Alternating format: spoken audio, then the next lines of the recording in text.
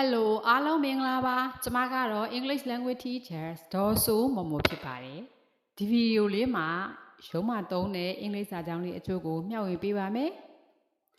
meeting တွေဘာတွေမှာပြောမှာပေါ့နော်ကဲစလိုက်ကြရအောင်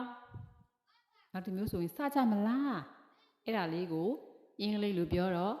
Let's get started shall we Let's get started shall we Let's get started shall we Next one, number 2 sentence. I completely agree with you. I completely agree with you. I completely agree with you. Next one, number 3 sentence. Let's take this offline. Take it အဓိပ္ပာယ်ဒီမှာကင်တွယ်ဖြည့်ရှင်းတယ်ဆောင်ရွက်တယ်လို့အဓိပ္ပာယ်ရပါတယ်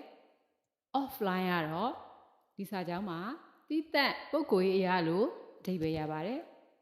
Let's take this offline ဒီစာကြောင်းတစ်ကြောင်းလုံးရဲ့အဓိပ္ပာယ်ကတော့ဒီကိစ္စကိုအခုနေရာမှာမပြောတော့ပဲမဆွေးနွေးတော့ပဲနောက်မှတည်တံ့ဆွေးနွေးရအောင် Okay Let's take this offline Let's take this offline Let's take this offline Bye bye have a nice day see you next time